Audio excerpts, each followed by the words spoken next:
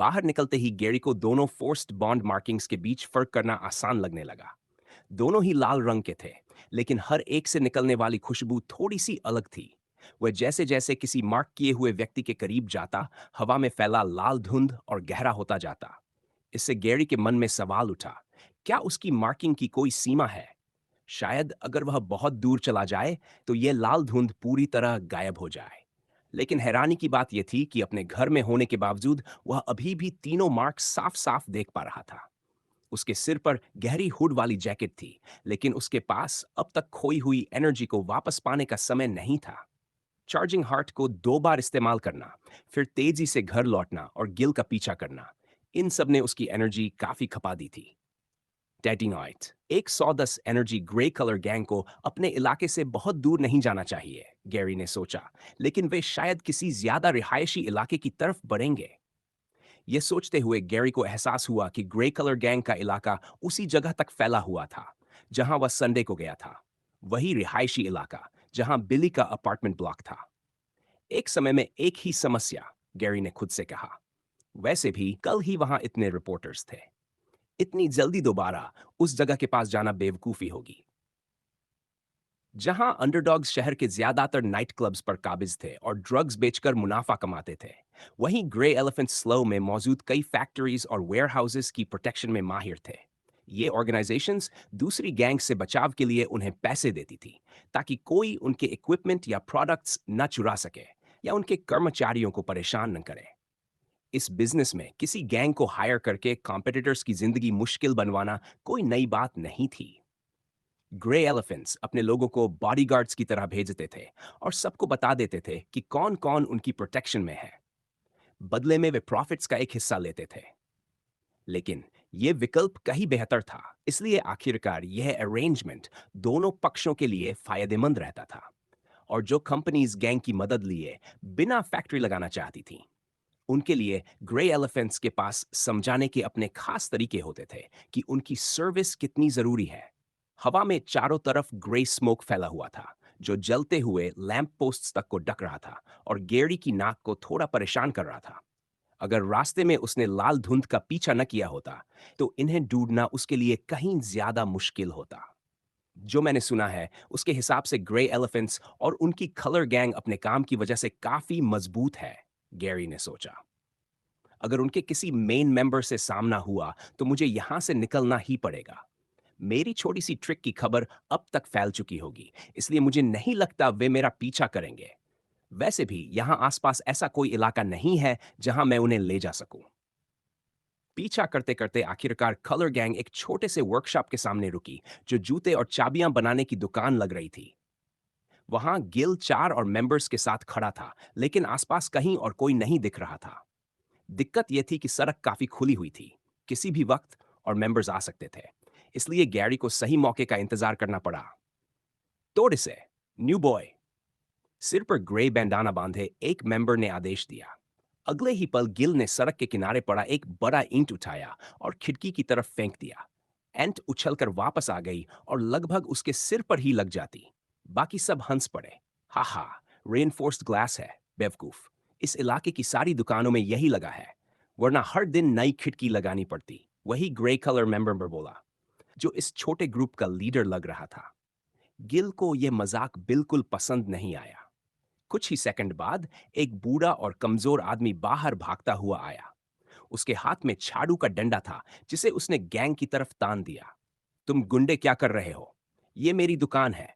कितनी बार कह चुका हूं, मेरे पास देने को पैसे नहीं हैं। मेरी दुकान 30 साल से यहां है। मैं इसे नहीं दूंगा। तुम्हें मेरी लाश पर से गुजरना पड़ेगा। बूढ़ा चिल्लाया। वह झाड़ू घुमाता रहा, लेकिन सारे मेंबर्स गिल समेत आसानी से बचते रहे। वह बार बार कोशिश करता रहा, लेकिन किसी को छू भी नहीं पाया। आखिरकार वह थककर हांफने लगा और सब उसकी हालत देखकर हंसते रहे। ठीक है, न्यू बॉय, लीडर बोला। आज का पहला काम, हमें इस शहर में नया बिजनेस चाहिए और ये बूढ़ा खेलने को तैयार नहीं है। अब किसी और को मौका देना होगा जो कोऑपरेट करे। तुमने सुना, कह रहा है उसकी लाश पर से गुजरना पड़ेगा। तो चलो, उसकी हिम्मत आजमाते हैं। गिल समझ गया कि लीडर क्या इशारा कर रहा है। वह बूढ़े के पास गया और उसके चेहरे पर एक अजीब सी मुस्कान फैल गई। ये देखकर बाकी मेंबर्स चुप हो गए। उन्हें जानना था कि क्या गिल सच में इतना आगे जा सकता है। लोग गैंग ज्वाइन करने के कई कारण रखते हैं। कुछ जैसे इनू इसलिए करते हैं क्योंकि उन्हें दुनिया में अपनी जगह नहीं मिलती और उनकी एकमात्र ताकत उनके मुक्के होते हैं। कुछ जैसे गैरी इसलिए करते हैं क्योंकि मौजूदा हालात में पैसा कमाने का यह सबसे आसान तरीका है। लेकिन गिल जैसे लोग बिल्कुल अलग होते हैं। वे सबसे खतरनाक होते हैं। उसके चेहरे पर फैली क्रूर मुस्कान सब कुछ कह रही थी। उसे दूसरों पर हावी होने में मजा आता था, हिंसा से उन्हें झुकाने में। बूढ़े ने पूरी ताकत जुटाकर झाड़ू उठाई और गिल की तरफ मारी, लेकिन लंबे चौड़े हाई स्कूलर ने उसे आसानी से पकड़ लिया। बूढ़े, तुम्हारी ताकत रग्बी क्लब के मेंबर के सामने कुछ भी नहीं, गिल बोला। उसने डंडा खींचकर बूढ़े के हाथ से छीन लिया। पूरा लड़खड़ाकर गिरते गिरते बचा। तुम जानते हो, लकड़ी की चीजें भी काफी मजबूत होती हैं। तुमने अभी मुझे इससे मारने की कोशिश की थी, तो अब यह सब सेल्फ डिफेंस है। देखते हैं कितना दर्द होता है। यह कहकर गिल ने पूरी ताकत से डंडा बूढ़े की पसलियों पर मारा। दर्द इतना भयानक था कि बूढ़ा तुरंत जमीन पर गिर पड़ा। देखने वालों को साफ दिख रहा था, गिल जरा सी भी हिचक नहीं दिखा रहा था। गैंग में घुसने के लिए लड़ना एक बात होती है, लेकिन नए मेंबर्स आमतौर पर सिविलियंस पर हाथ उठाने से झिझकते हैं। आह! बूढ़ा दर्द से चिल्लाया। बहुत दर्द हो रहा है। तुम ऐसा कैसे कर सकते हो? सोचो, अगर मैं तुम्हारी ग्रैंड होता तो। चुप रहो। गिल ने चिल्लाकर फिर से डंडा उसके पैरों पर मारा। चुप रहो। हर वार में वह पूरी ताकत झोंक रहा था और बूढ़े की कराह और तेज होती जा रही थी। ए, हमें इसे रोकना नहीं चाहिए? एक मेंबर ने लीडर से पूछा। हमें बस डराना था। अगर ये बूढ़ा मर गया तो ग्रे एलिफेंट्स हमें डांट सकते हैं। इंसान उतने कमजोर नहीं होते जितना तुम सोचते हो, लीडर बोला। अभी तो इसने ठीक से भीख भी नहीं मांगी है। इसमें अभी जान बाकी है। ओए, न्यू बॉय, बस इतना ही है?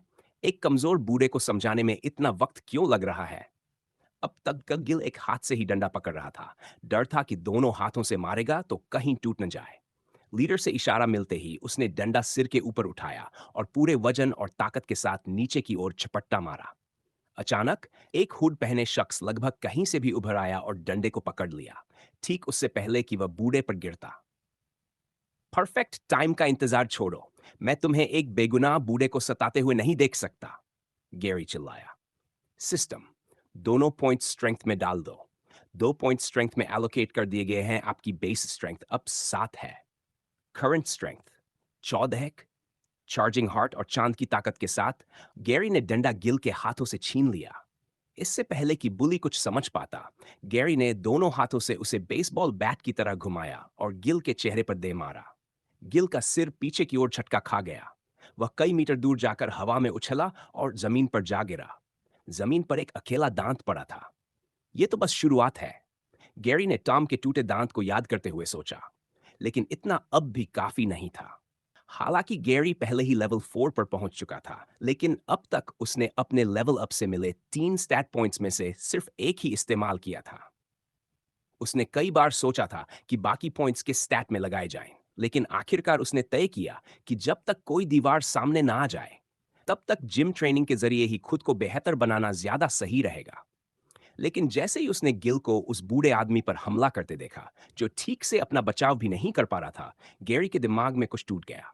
ये बिल्कुल वैसा ही था जैसा तब हुआ था जब स्टीवन ने उसे धमकी दी थी कि वह एमी के साथ बाहर जाएगा। उस पल गैरी की आंखों के सामने टॉम की तस्वीर उभर आई, जमीन पर गिरा हुआ और गिल उसे बुली कर रहा था। परफेक्ट अपॉर्चुनिटी का इंतजार करने की हालत में अब वह नहीं था। हाई स्कूलर सीधे कूद पड़ा, बाकी सदस्यों के पास से दौड़ता हुआ, और भागते भागते उसने अपने स्टैट पॉइंट्स स्ट्रेंथ में डाल दिए। झाड़ू गिल के चेहरे से टकराते ही टूट गई और गैरी के हाथ में उसका आधा हिस्सा रह गया। उसका सिर हल्का सा नीचे झुका हुआ था ताकि कोई उसकी शक्ल ठीक से न देख पाए। क्या बकवास है? मुझे लगा था नया लड़का थोड़ा स्ट्रांग है, लेकिन निकला तो सिर्फ हवा भरी मसल्स वाला। ओए, इतना दुबला पतला बच्चा तुम्हें गिरा दे, शर्म नहीं आई? ग्रे कलर गैंग का एक मेंबर हंसते हुए बोला। उसे अभी तक हालात की गंभीरता समझ नहीं आई थी, लेकिन उनके लीडर के साथ ऐसा नहीं था। बाकी तीनों से अलग, उसने गिल को लड़ते देखा था। उसकी ताकत सिर्फ दिखावे की नहीं थी। ऐसे बहुत कम लोग थे जो किसी को इतनी आसानी से गिरा सकें। और उससे भी ज्यादा हैरानी की बात, उस स्क्रॉनी किड ने एक ही वार में झाड़ू तोड़ दी थी। तुम लोग क्या कर रहे हो? नया हो या पुराना, हम कब से अपने किसी मेंबर को यूं चोट खाने दे रहे हैं? मुंह खुला रखकर मत देखो, इसे पकड़ो। जैसे ही बाकी तीनों आगे बढ़े, गैरी को एक बात की राहत मिली। उनमें से किसी के पास हथियार नहीं था। ग्रे कलर ग्रुप की पहचान ही ब्रूट स्ट्रेंथ थी। फिर भी गैरी सीधे घायल पड़े गिल के पास गया और उसकी यूनिफॉर्म के कॉलर से उसे उठा लिया। मत समझना कि ये यहीं खत्म हो गया। मैं अभी तुमसे निपटा नहीं हूं। रग्बी खिलाड़ी के मुंह से खून टप रहा था। उसकी हालत शायद स्टीवन से भी ज्यादा खराब थी, लेकिन गैरी को जरा भी दया नहीं आई। जो उसने उसे करते देखा था, उसके बाद तो बिल्कुल नहीं। चार्जिंग हार्ट की ड्यूरेशन का फायदा उठाते हुए उसने गिल को दोनों हाथों से सिर के ऊपर उठा लिया। कुल मिलाकर 15 पॉइंट्स की इफेक्टिव स्ट्रेंथ होने के बावजूद वजन गैरी के लिए भारी था, लेकिन उसका गुस्सा उसे आगे धकेल रहा था। उसने पूरी ताकत लगाकर अपने स्कूलमेट को ग्रे कलर गैंग की तरफ फेंक दिया। वह जाकर दो लोगों से टकराया। तीसरा मेंबर, जो अकेला बचा था, पीछे मुड़कर अपने साथियों को देखने लगा। उसे अपनी आंखों पर यकीन नहीं हो रहा था, और यही उसकी सबसे बड़ी गलती थी। जब तक वह वापस गैरी की ओर मुड़ा, घूंसा पहले ही हवा में था, सीधा उसके चेहरे की तरफ। तुम लोग भी उतने ही गंदे हो। वह सोच सकता था कि इतने लंबे समय से ग्रे कलर गैंग इस इलाके में क्या-क्या कर रही होगी। कितना खेयास, कितनी परेशानी। सच तो यह था कि गैरी अकेला नहीं था जो उन्हें यहां से हटते देखना चाहता था, लेकिन कोई कुछ करता नहीं था। सब कलर गैंग्स के पीछे खड़े लोगों से डरते थे। अगर पहले गैरी ने ऐसा कोई सीन देखा होता, तो क्या वह मदद करने की हिम्मत करता? सच यही था, नहीं। New Quest received an eye for an eye, a tooth for a tooth. Your anger has finally led you to this. Deal with the one you're after, as well as everyone protecting him. Quest reward 50 XP per defeated person. Your opponent has been knocked out, 50 XP gained. XP 280/460। यह संदेश मिलते ही Gary को एहसास हुआ, गिल अभी पूरी तरह से निपटा नहीं था। वह और मार सह सकता था। जैसे ही वह आगे बढ़ा, जिन दो लोगों पर भारी शरीर गिरा था, उन्होंने गिल को धक्का देकर हटाया और खुद खड़े हो गए। खड़े खड़े क्या देख रहे हो बोडेन, हाथ बटाओ।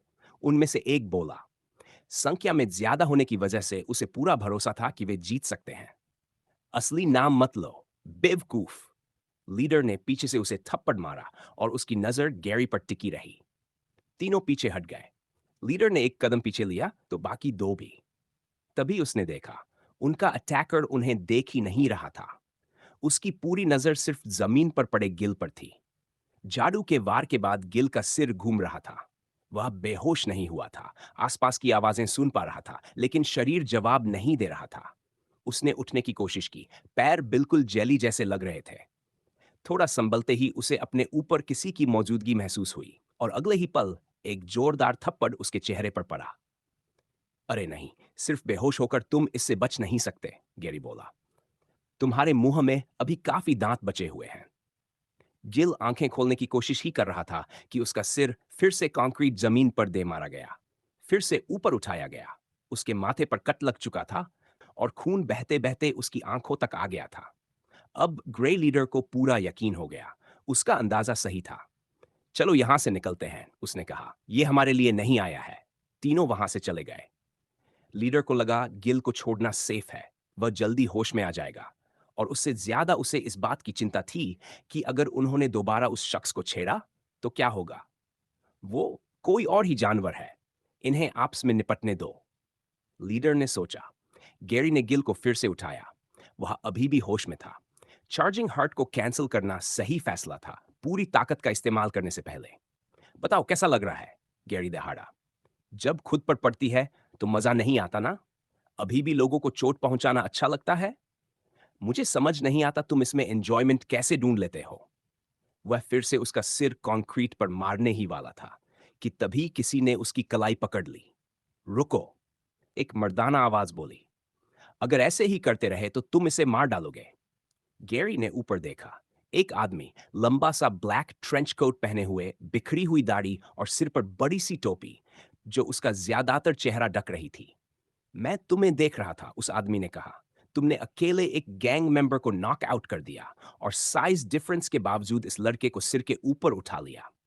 पक्के हो कि तुम इंसान हो? वह आदमी जेब में हाथ डालकर कुछ निकालने लगा। एक बैटन। इस इलाके में पहले ही कुछ किलिंग्स हो चुकी हैं, उसने आगे कहा, और जो वुंड्स मिले हैं वो नॉर्मल ह्यूमंस के नहीं लगते। उसने बटन दबाया। बैटन चमक उठा। नीली चिंगारियां हथियार के चारों ओर बजिंग करने लगीं। एक जमाने में ये सेल्फ डिफेंस वेपन्स हुआ करते थे, लेकिन नो लीथल वेपन्स एक्ट के बाद इन्हें टैबू मान लिया गया। फिर भी एक ग्रुप था जो अब भी इन्हें इस्तेमाल करता था। Altered Hunters. New quest received. There's always a bigger fish. As a werewolf who hasn't even experienced his first turning, you're still too weak. Survive? Quest reward? Gary हैरान रह गया। ये पहली बार था जब वेयरवुल्फ सिस्टम ने रिवॉर्ड के बारे में जरा सी भी हिंट नहीं दी थी।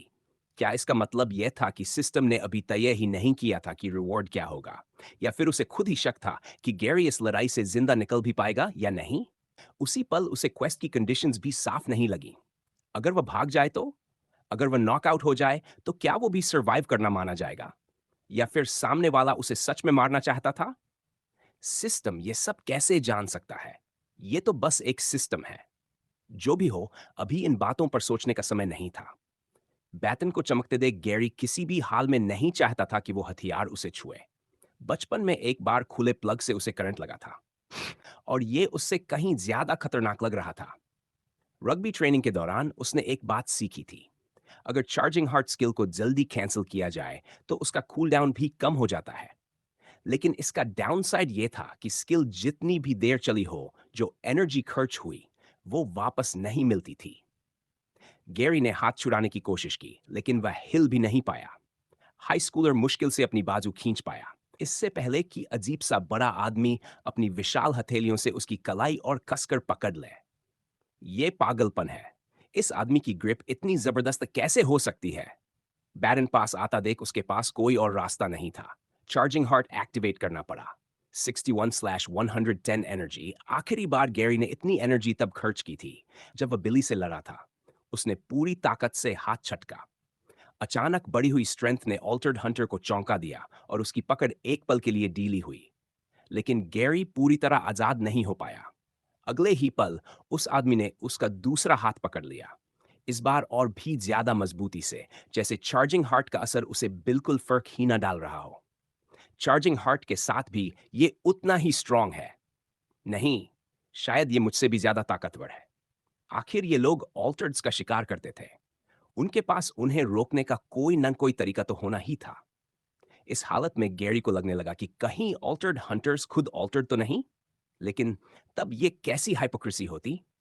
गैरी के स्ट्रगल का फायदा उठाकर उस आदमी ने उसे इम्बैलेंस कर दिया और इलेक्ट्रिफाइड बैटन से हमला कर दिया। जैसे ही बैटन उसके पेट से टकराया, गैरी के पूरे शरीर में झंझनाहट दौड़ गई। उसके हरे बाल और शरीर के सारे रोएं खड़े हो गए। वह जितनी भी कोशिश करता, बैटन उसके शरीर को छू रहा था और उसकी कोई भी मसल जवाब नहीं दे रही थी। अजीब बात यह थी कि दर्द बहुत कम था, लेकिन वह पूरी तरह बेबस था। उसे एक बड़ा मुक्का अपनी तरफ आते दिखा, मगर वह ब्लॉक नहीं कर सका। जबरदस्त ताकत से वह हवा में उछला और जमीन पर घिसता चला गया। ऐसा लगा जैसे दूसरी बार उसकी नाक टूट गई हो। You have been inflicted with a grave injury minus 27 HP, 68/100 HP. Would you like to activate emergency healing? If you wish, you can set a limit as to when emergency healing will be activated. Emergency healing उसे सिर्फ एक बार इस्तेमाल करनी पड़ी थी, जब बिली ने metal plate वाले ग्लव से उसकी पसलियां तोड़ दी थी। उस वक्त एनर्जी खर्च करके सिस्टम ने उसके जख्म भर दिए थे और वह फिर से लड़ पाया था। लेकिन इस समय उसके पास ज्यादा एनर्जी नहीं थी, और वैसे भी लड़ने के लिए उसे अपनी नाक की जरूरत नहीं थी। तुम्हारे साइज के हिसाब से तुम्हारी ताकत एबनॉर्मल है, ऑल्टर्ड हंटर बोला। तो फिर किसका इंतजार कर रहे हो? ट्रांसफॉर्म क्यों नहीं करते? नाक से बहता खून पोंछते हुए गैरी फिर से खड़ा हुआ। वह नहीं जानता था कि वह ये लड़ाई जीत पाएगा या नहीं, लेकिन वह गुस्से से उबल रहा था। इस आदमी ने उसे बीच में रोक दिया था, उस काम के बीच में जो वह कर रहा था। आखिर अभी भी गिल वाला क्वेस्ट एक्टिव था। अगर मुझे ट्रांसफॉर्म करना आता तो मैं अब तक कर चुका होता और तुम्हारा सिर फाड़ चुका होता। यही सोचकर गैरी आगे बढ़ा। उसकी नजर बैटन पर टिकी हुई थी। जैसे ही आदमी ने नीचे वाला बटन दबाया, बैटन फिर से बिजली से भर गया। लगता है इसका वेपन हमेशा इलेक्ट्रिफाइड नहीं रह सकता, नहीं तो ये हर वक्त इसे ऑन रखता। ये समझते ही गैरी दौड़ पड़ा। आदमी ने पूरी कॉन्फिडेंस के साथ बैटन उसके सिर की तरफ घुमाया। इस बार टाइमिंग भी परफेक्ट थी। लेकिन गैरी चार्जिंग हार्ट की पूरी स्पीड पर था। वह झुक गया और वार उसके सिर के ऊपर से निकल गया। उसी पल उसने पूरी ताकत से ओवरहेड पंच आदमी के चेहरे की तरफ दे मारा। इम्प्रेसिव, आदमी बोला। तुमने मुझे यह सोचने पर मजबूर कर दिया कि तुम शुरू से ही अपनी पूरी स्पीड पर थे। अफसोस, तुम अकेले नहीं थे जो होल्ड बैक कर रहा था। उसने अपनी बाजू उठाकर पंच रोक लिया। गैरी की मुट्ठी किसी बेहद सख्त चीज से टकराई, हड्डी से कहीं ज्यादा सख्त। उसकी उंगलियां दर्द से झंझना उठी। आदमी भी हैरान दिखा। उसे पंच की ताकत का अंदाजा नहीं था। कमीने, इसके कपड़ों के नीचे आर्मर है। ऑफ कोर्स है। ऑल्टर्ड हंटर बिना ऐसे गियर के काम कैसे करेगा? गैरी पीछे कूदा और हालात का जायजा लेने लगा। उसकी एनर्जी कम होती जा रही थी, जबकि सामने वाला बिल्कुल ठीक लग रहा था। ना कोई चोट, ना थकान। गिल अभी भी जमीन पर पड़ा आधा बेहोश लुक रहा था। और वो ग्रे कलर गैंग मेंबर जिसे छोड़ा गया था, भी धीरे धीरे होश में आ रहा था। अब गैरी को साफ समझ आ गया था, इस ऑल्टर्ड हंटर के खिलाफ वह कुछ नहीं कर सकता। उसे ये पसंद नहीं था, लेकिन उसे भागना ही था। वह मुड़ा और पूरी ताकत से दौड़ पड़ा। एक पल के लिए उसे पछतावा हुआ कि उसने डेक्सटेरिटी में कोई पॉइंट नहीं डाला था। वह बस दुआ कर रहा था कि बची हुई एनर्जी उसे एस्केप करने में मदद कर दे। पीछे मुड़कर देखा, ऑल्टर्ड हंटर ने उसका पीछा ही नहीं किया। फिर भी गैरी दौड़ता रहा, तब भी नहीं रुका। जब उसे नोटिफिकेशन मिला कि गिल वाला क्वेस्ट रेंज से बाहर जाने की वजह से फेल हो गया है। क्वेस्ट फेल्ड, आखिरकार वह कन्वीनियंस स्टोर के पास रुका। डेली क्वेस्ट वह पहले ही पूरा कर चुका था, लेकिन एनर्जी की हालत बहुत खराब थी। जैसे जैसे एनर्जी जीरो के पास पहुंच रही थी, भूख तेज होती जा रही थी।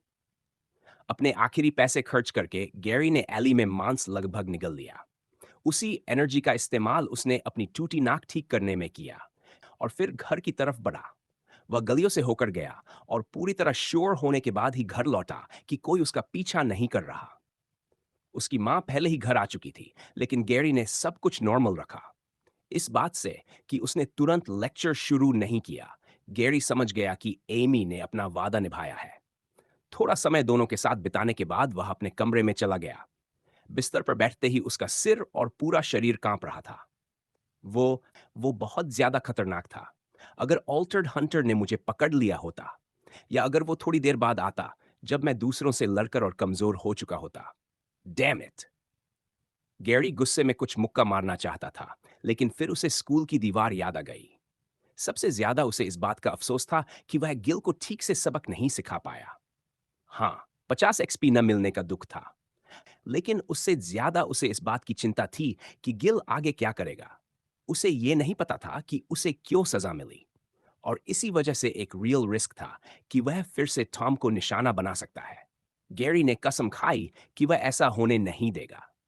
फिर भी इस बुरे एनकाउंटर से एक अच्छी खबर भी मिली। Congratulations, you have managed to avoid getting captured by the suspected altered hunter. You've learned the importance of a strategic retreat in the face of an opponent who vastly outclasses you.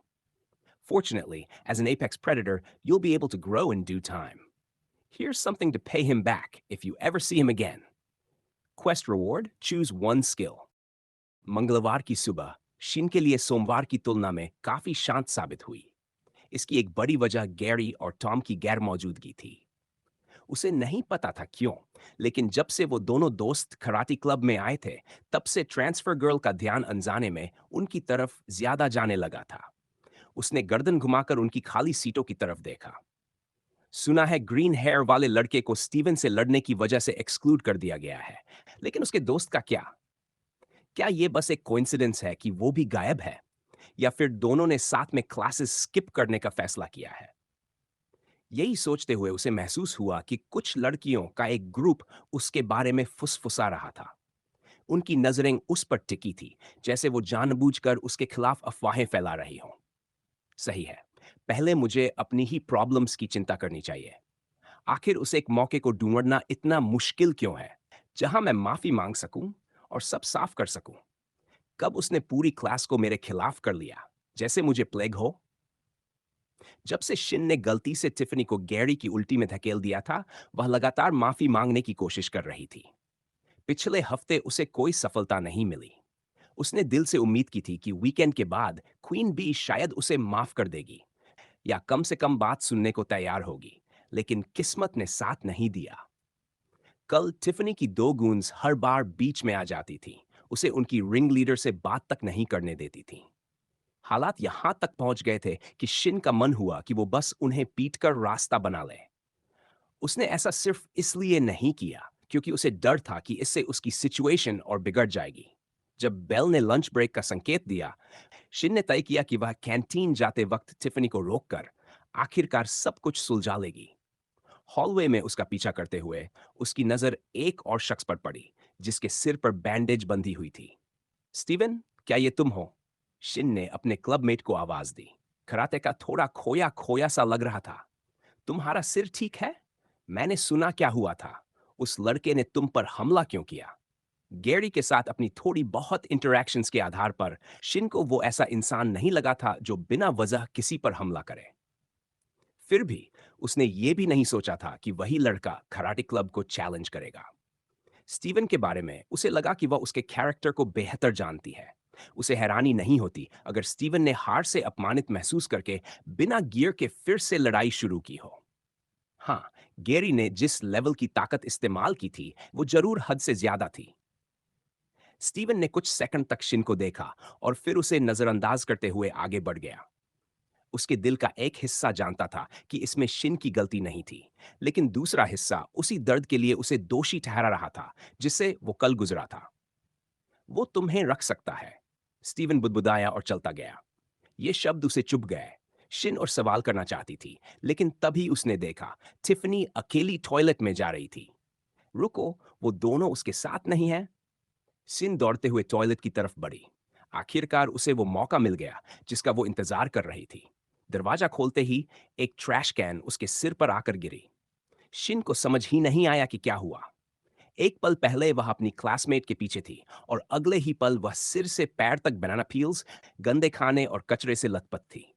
उसने तुरंत trash can को उतारकर एक तरफ फेंका और देखा Tiffany अपनी दो दोस्तों के साथ खड़ी उस पर उंगली दिखाकर हंस रही थी। हा हा, मानना पड़ेगा, ये तुम्हारे मुझे उस प्यूक में धकेलने से कहीं ज्यादा बुरा है, लेकिन इतना काफी नहीं है। ये तो बस शुरुआत है। तुमने सबके सामने मेरी बेइज्जती की थी, अब इसकी कीमत चुकानी पड़ेगी। अगले ही पल शिन ने जमीन से ट्रैश कैन उठाया। वह दो गूंस में से एक की तरफ बढ़ी और उसे सिर के ऊपर से दे मारा। लड़की जमीन पर गिर पड़ी और गलती से अपना होंठ काट बैठी। ये देखते ही दूसरी गूंद पीछे हटी और फिसल कर बैठ गई। टिफनी कुछ समझ पाती उससे पहले ही जिन सीधा उसकी तरफ बढ़ चुकी थी। उसने अपने फोर आर्म से टिफनी को दीवार से चिपका दिया और वही फोर आर्म उसकी गर्दन पर दबा हुआ था। बस, बहुत हुआ। शिन चिल्लाई, मैं यहां मुश्किल से एक हफ्ते से हूं और तुमने मुझे एक्सीडेंट की वजह से लगातार टॉर्चर किया है। मैं तब से तुमसे माफी मांगने की कोशिश कर रही हूं, लेकिन तुमने साफ कर दिया कि तुम्हें सुनना ही नहीं है। आखिर तुम्हारी प्रॉब्लम क्या है? किसी पावर ट्रिप पर हो या क्या? तभी शिन ने टिफनी के चेहरे पर मुस्कान देखी, एक ऐसी रिएक्शन जिसकी उसने उम्मीद नहीं की थी। तुमने गड़बड़ कर दी, टिफनी बोली। मेयर की बेटी होने की वजह से तुम्हें लगा होगा कि तुम सेफ हो। सच कहूं तो मैं इसे हम दोनों के बीच ही रखना चाहती थी। एक दो हफ्ते तुम्हें तंग करके फिर छोड़ देने का प्लान था, लेकिन अब तुमने मुझ पर हाथ उठाया है। इस धमकी के साथ शिन का मन हुआ कि यहीं सब खत्म कर दे। वह अपनी एक पावरफुल किक इस्तेमाल करने ही वाली थी, लेकिन तभी उसके पिता के शब्द उसके दिमाग में गूंजे। उसने हाथ छोड़ दिया और टॉयलेट से बाहर निकल गई। दरवाजा जोर से बंद हुआ, जिससे कुछ स्टूडेंट्स का ध्यान उसकी तरफ गया। उसकी क्लोथ्स पर चिपका कचरा और अजीब सी बदबू भी साफ नजर आ रही थी। यहां चीजें कभी बदलती ही नहीं, काय ने सोचा, हॉलवे से गुजरते हुए और अपने फोन को देखते हुए। सच कहें तो उसे अपने क्लासमेट्स की प्रॉब्लम्स ऑब्जर्व करना अच्छा लगता था, लेकिन अभी उसे एक इंपॉर्टेंट मैसेज मिला था। Thank you for helping me out the other day. I seriously don't know who would do something like this, but I'm just glad you knew the right people who could get rid of the problem. Anyway, I owe you a big favor. इनू ने उसे आधी रात को call किया था। उसके apartment के बाहर एक इंसानी हाथ पड़ा मिला था। घबराकर और समझ नहीं आने पर कि क्या करे, उसने काय को फोन किया। हैरानी की बात यह थी कि काय ने एक सिंपल फोन कॉल से उसकी प्रॉब्लम सॉल्व कर दी थी। फाइटर ने कोई सवाल नहीं पूछे और बस जो कहा गया वो कर दिया। आखिर गैरी और इनो दोनों के दरवाजे पर इंसानी मांस क्यों पहुंचा? अंडरडॉग्स ऐसा नहीं करते। क्या ये कोई राइवल गैंग थी जो उन्हें डराना चाहती थी? नहीं, वो भी सेंस नहीं बनाता। हम मुश्किल से एक गैंग हैं। और अगर ईटन हाई वालों को पता भी चलता कि हम टैग टीम टूर्नामेंट में उनसे लड़ने वाले हैं, तो वो बस उन्हें पीटने की कोशिश करते। जिसने ये किया, वो एक मैसेज छोड़ना चाहता था। सवाल यह है, गैरी और इनू में ऐसा कॉमन क्या है जिसकी वजह से उन्हें निशाना बनाया गया? मंगलवार की सुबह आंख खुलते ही गैरी को लगा था कि कल ऑल्टर्ड हंटर से हुई लड़ाई की वजह से उसका पूरा शरीर दर्द से चूर होगा। लेकिन अपने अब सुपरनैचुरल शरीर की वजह से वह बिल्कुल ठीक महसूस कर रहा था, जैसे कुछ हुआ ही ना हो। मगर फिर उसने कुछ अजीब नोटिस किया। किसी वजह से उसे बहुत ज्यादा भूख लग रही थी। और ये वो आम भूख नहीं थी जिसे एक साधारण नाश्ता शांत कर दे। और अजीब बात यह थी कि उसे तो कल से अब तक भरा हुआ महसूस करना चाहिए था। घर लौटने से पहले वह कन्वीनियंस स्टोर गया था और लड़ाई में खर्च हुई सारी एनर्जी दोबारा भर ली थी। उसके बाद उसने अपनी माँ और बहन के साथ अच्छा खासा डिनर भी किया था। ऐसे में भूख लगने का तो सवाल ही नहीं था। खुद में क्या गड़बड़ है ये सोचते हुए गैरी ने अपना सिस्टम चेक करने का फैसला किया। सबसे पहले उसने देखा कि कुछ नोटिफिकेशंस थीं जो उससे मिस हो गई थीं, क्योंकि वह आधी रात से पहले ही सो गया था।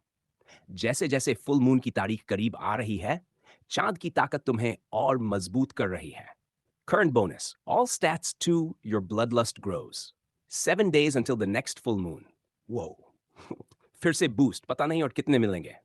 गैरी ने सोचा, ये बोनस है, तो मेरा अंदाजा है कि फुल मून के बाद ये एक्स्ट्रा स्टैट्स हट जाएंगे। लेकिन उसके बाद क्या होगा? हर फुल मून के बाद तो न्यू मून भी आता है। अगर चांद ही वो चीज है जो वेयरवुल्फ को ताकत देता है, तो क्या इसका मतलब ये है कि मुझे कमजोर होने की भी चिंता करनी पड़ेगी? कहीं पेनल्टीज न लग जाएं? गैरी ने काउंटडाउन वाली नोटिफिकेशन को नजरअंदाज कर दिया क्योंकि उसे बंद करना नामुमकिन लग रहा था। इसके बजाय उसने अपने बेस स्टैट्स देखे, जिन तीनों के आगे लिखा हुआ था: स्ट्रेंथ 7-2, डेक्सटेरिटी 3, एंड्योरेंस 9। ये सोचकर ही डर लग रहा था कि एक हफ्ते बाद और जब वो सच में ट्रांसफॉर्म करेगा, तब वो कितना ताकतवर होगा। उसने एनर्जी और हेल्थ पर नजर डाली। उन पर अभी भी कोई बोनस नहीं था, लेकिन तभी उसने कुछ अजीब देखा। 81/110 एनर्जी। क्या बकवास है? ये तो सोने से पहले से भी कम है। क्या मैं स्लीप वॉकिंग में चार्जिंग हार्ट यूज कर रहा था या कुछ और?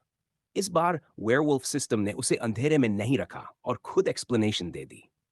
जैसे जैसे तुम्हारी ब्लड लस्ट और चांद की स्थिति साथ साथ बढ़ती है, तुम्हें एम्पावर करने के लिए ज्यादा एनर्जी की जरूरत होती है। एनर्जी बढ़ाने की सलाह दी जाती है। God damn it! ये बात अब बता रहा है जब मेरे पास एक भी स्टैट पॉइंट नहीं बचा। शिट! और मुझे अब तक ये भी नहीं पता कि इस स्टैट को नेचुरली कैसे बढ़ाते हैं। इस बेवकूफ सिस्टम में ट्यूटोरियल या हेल्प फंक्शन क्यों नहीं है? आखिर किसने ये जंक सिस्टम डिजाइन किया है? गैरी की गालियां किसी काम नहीं आई। उसे नहीं पता था कि सिस्टम ने इंसल्ट महसूस करके कोऑपरेट करना बंद कर दिया है या फिर बस यही इसका तरीका है। जो भी हो, वो इसका पता नहीं लगा सकता था। इसलिए उसने उन दिक्कतों पर ध्यान दिया जिन्हें वो फिलहाल ठीक कर सकता था।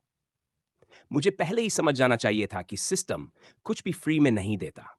ठीक है, ज्यादा खाना खरीद कर एनर्जी रिप्लेनिश करनी पड़ेगी और तब तक मुझे किसी भी तरह की लड़ाई से बचना होगा। प्रैक्टिस के दौरान भी चार्जिंग हार्ट इस्तेमाल नहीं करूंगा। जल्दी जल्दी कपड़े पहनकर स्कूल जाने का नाटक बनाए रखने के लिए गैरी फ्रिज के पास गया। उसे लगा था कि उसने हाल ही में इसे पूरा भरा था, लेकिन याद करने पर समझ आया कि वो एक हफ्ता पहले की बात थी और वो अकेला नहीं था जो फ्रिज इस्तेमाल करता था। अब उसमें बस खुला हुआ मिल्क कार्टन, थोड़ा जूस, अंडे, बटर और जैम थे। लेकिन इस वक्त उसे कुछ और ही चाहिए था। डैम, कल सारा पैसा मीट खरीदने में उड़ गया।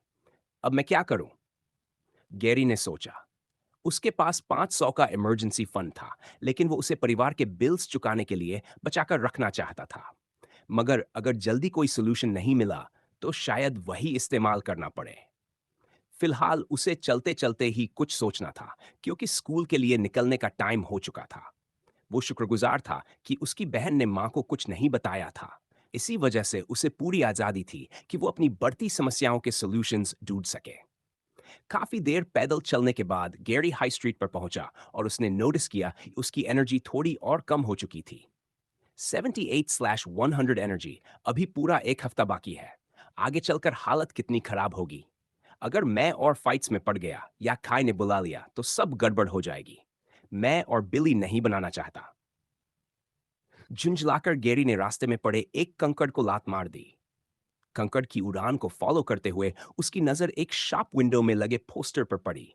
वो वैसे ही ऑड जॉब्स देखने की उम्मीद कर रहा था, लेकिन इस पोस्टर पर लिखे कुछ शब्द उसकी नजर में अटक गए। AFC academy, train to become the next big fighter. Altered academy, जो ऑल्टर्ड को ट्रेन करती है।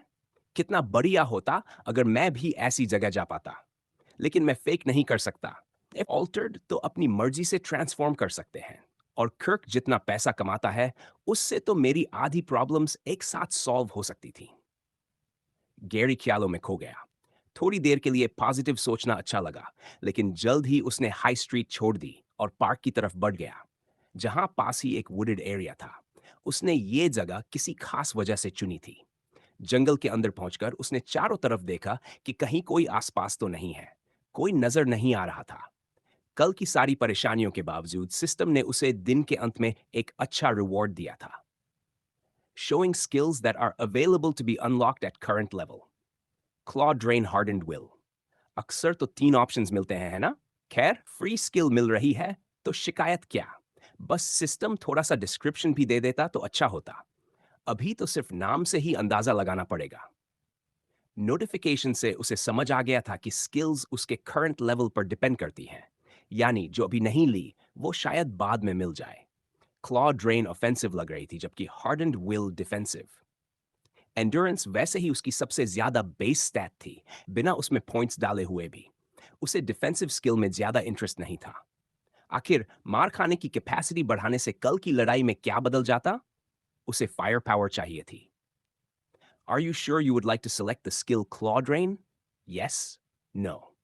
Yes चुनते ही जानकारी का एक पूरा सेट उसके दिमाग में उतर गया। उसे पता चल गया कि बस स्किल का नाम सोचना होगा और वो एक्टिवेट हो जाएगी। लेकिन पहले ये जानना जरूरी था कि ये काम कैसे करती है। Claw Drain Level 1. Once activated, half of the damage inflicted by the user will be used to recover health. The skill will take 15 points of energy to use. The skill will last 2 seconds. ये तो कमाल है। अभी तक मैं सिर्फ energy को health में कन्वर्ट करके ही हील कर सकता था। अगर ये चार्जिंग हार्ट की तरह स्ट्रेंथ भी बूस्ट करती तो और भी बढ़िया होता, लेकिन शायद वो ज्यादा मांग हो जाती। फिर भी अब मैं ओपोनेंट से सीधे भिड़ सकता हूं, बिना जीरो हेल्थ तक गिरने के डर के। बस ड्यूरेशन बहुत कम है और एनर्जी कॉस्ट भी। चार्जिंग हार्ट और क्लॉ ड्रेन साथ में यूज की तो 25 एनर्जी चली जाएगी, जो कुल एनर्जी का लगभग चौथाई है। लगता है स्किल्स जितनी मददगार है उतना ही भारी बर्डन भी डालती है। गैरी इस स्किल को टेस्ट करना चाहता था, इसी वजह से वो जंगल आया था। लेकिन अब उसे अपनी एनर्जी बार की चिंता हो रही थी। एनर्जी वैसे ही धीरे धीरे कम हो रही थी, तो क्या एक्सपेरिमेंट करना सही था? लेकिन स्किल को ट्राई ना करना भी बेवकूफ़ी लग रहा था। वो इसी उधेड़बुन में था कि उसका फोन वाइब्रेट हुआ। पॉकेट से निकालते ही उसने ब्रेकिंग न्यूज़ की नोटिफिकेशन देखी। शिट! इस बार यूनिवर्सिटी स्टूडेंट मारा गया है और लिखा है बॉडी को बुरी तरह मॉल्ड किया गया। गेरी के दिल में बुरा शक पैदा हुआ कि कहीं ये बिली तो नहीं। फोन जेब में डालते ही वो अपनी एनर्जी प्रॉब्लम सॉल्व करने के बारे में सोचने लगा। लेकिन तभी उसका सीक्रेट फोन वाइब्रेट हुआ। उसमें सिर्फ एक ही नंबर सेव था, और वो किसी ऐसे इंसान का था जिसे वो इंतजार नहीं करवाना चाहता था, खासकर तब जब उसने हाल ही में उसकी मदद की थी। गेरी, हमें एसेप मिलना होगा। कुछ डिस्कस करना है। बात बिली की है। पढ़ते ही गैरी के दिमाग में परेशान करने वाले ख्याल घूमने लगे। खाई ने अचानक बिली का जिक्र क्यों किया? क्या उसने किसी तरह यह पता लगा लिया था कि हाल की सारी हत्याएं उसी की करतूत हैं? या फिर क्या उसने रात में किसी बालों से ढकी क्रीचर को देखा था और सारी कड़ियां जोड़कर बात गैरी तक पहुंचा दी थी? रुको, अगर खाई ने सच में बिली के बारे में कोई लीड पकड़ ली है, तो ये तो अच्छी बात है। गैरी ने सोचा, जंगल में आगे पीछे टहलते हुए। शायद अब मैं उसे ढूंढ सकूं और उससे पहले रोक सकूं, इससे पहले कि वो और नुकसान करे। उसने फोन में समय देखा। लगभग लंच टाइम हो चुका था। वैसे तो उसे स्कूल में सिर्फ क्लब प्रैक्टिस के लिए अलाउड था, जो करीब 3 पीएम होती, लेकिन वो इतना इंतजार नहीं कर सकता था। काय का मैसेज काफी अर्जेंट लग रहा था, और अगर उसने बिली को लेकर कांटेक्ट किया था, तो जो भी उसके पास इंफॉर्मेशन थी, वो सुनना बेहद जरूरी था। गैरी ने फैसला किया कि वो सीधे स्कूल वापस जाएगा, यहां तक कि दौड़ते हुए।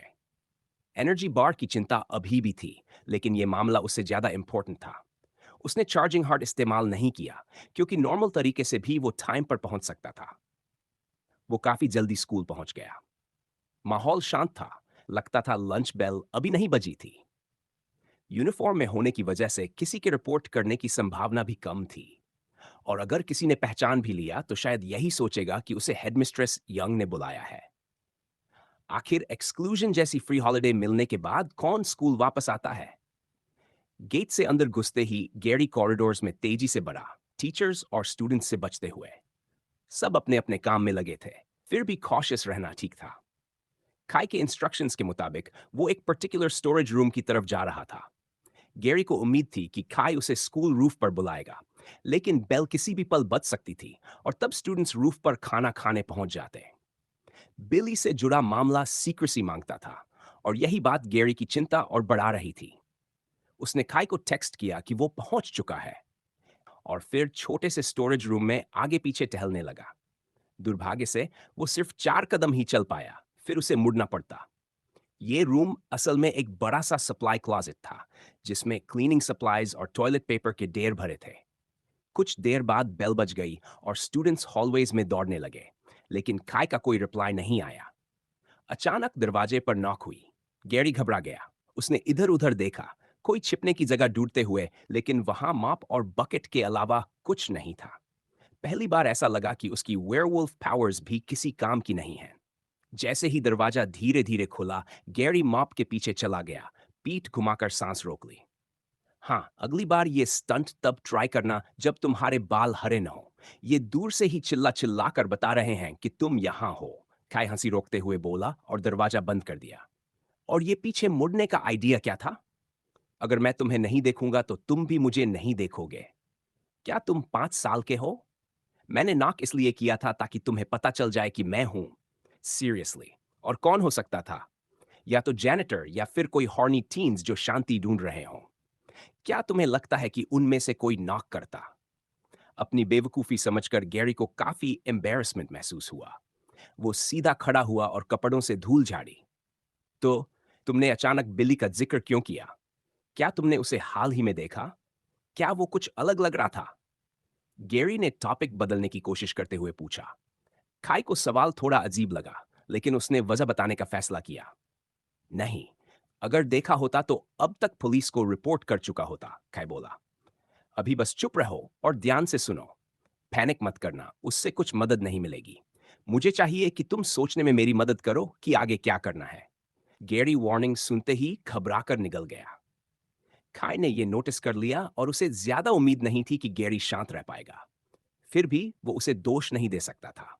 आखिर गैरी पहले ही बिली के बारे में वार्निंग दे चुका था, और तब खाई ने उसे सीरियस नहीं लिया था। न्यूज़ में जो हाल की मर्डर्स चल रही है, उनके बारे में जानते हो? मुझे पूरा यकीन है कि ये बिली का काम है। मतलब माँ बाप मरे मिले, बेटा गायब, और पुलिस ढूंढ रही है, फिर भी सामने नहीं आता। इसमें जीनियस बनने की जरूरत नहीं है। जब तक वो मर नहीं गया, वो प्राइम सस्पेक्ट। सच कहूं तो जब तुमने मुझे वो टेक्स्ट भेजा था, तब तुमने भी ये समझ लिया था। रिपोर्ट्स देखे होंगे तुमने। हाल की मर्डर्स में से एक विक्टिम हमारे जैसा हाई स्कूल स्टूडेंट था, और सबसे रीसेंट यूनिवर्सिटी स्टूडेंट। और हैरानी की बात यह है कि दोनों का कनेक्शन हमारे फ्यूजिटिव दोस्त से था। यह सुनकर गैरी को राहत मिली। उसे पहले से शक था कि मर्डरर बिली ही है, लेकिन यह जानकर कि विक्टिम्स उसके जानने वाले लोग थे, कम से कम उसे तसल्ली मिली कि उसका परिवार सुरक्षित है। कनेक्शंस क्या हैं? और तुम्हें यह सब कैसे पता चला? गैरी ने पूछा। ईमानदारी से कहूं तो ये एक कोइंसिडेंस था, काय ने कहा। मैं असल में तुम्हारे और इनू के बीच कनेक्शन ढूंढ रहा था। याद है नया लड़का जो हाल ही में गैंग में ज्वाइन हुआ? गैरी ने सिर हिला दिया। उसने इनू को सिर्फ एक बार देखा था। उसे समझ नहीं आ रहा था कि बिली या मर्डर्स का इससे क्या लेना देना है। देखो, तुम अकेले नहीं थे जिसे रात के बीच किसी सीक्रेट एडमायर से गिफ्ट मिला, बोला। खुशकिस्मती से इनू भी तुम्हारी तरह समझदार था और उसने मुझे हैंडल करने दिया। सच कहूं तो मैं बार बार लोगों को भेजकर ऐसे मैटर्स साफ नहीं करना चाहता।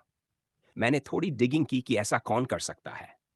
इनू का अंडरडॉग से कोई लेना देना नहीं, न ही उसकी किसी और गैंग से दुश्मनी है। एक ही कॉमन पॉइंट मिला, तुम दोनों फाइटिंग क्लब में थे। और जानते हो और कौन था? बिली। और उसके लेटेस्ट दो विक्टिम्स भी वहीं थे। अब इंटरेस्टिंग हिस्सा सुनो। वो हाई स्कूलर और यूनिवर्सिटी स्टूडेंट दोनों फाइटर्स थे और दोनों बिली बस्टर से लड़े थे।